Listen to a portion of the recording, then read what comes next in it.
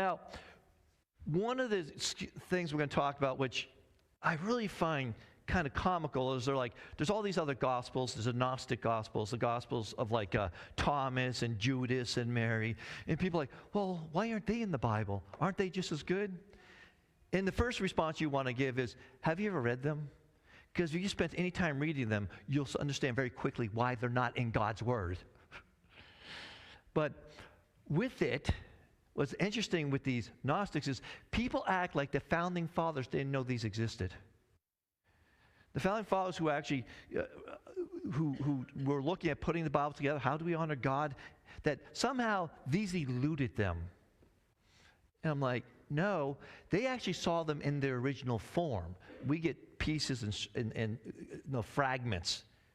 And they knew it was garbage. One of the early church fathers was Irenaeus, who called the Gospel of Judas heresy, which obviously means he saw it, he read it, he has more of it than we have it, and he calls it heresy. But somehow today we think, well, shouldn't it have been in the Bible? Why wasn't it in there?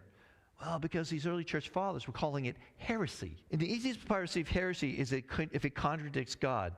But what's funny is it seems like every decade or so we're brought up again with these Gospels that should be in the Bible, and some Christians get stumbled by because, well, shouldn't they be there?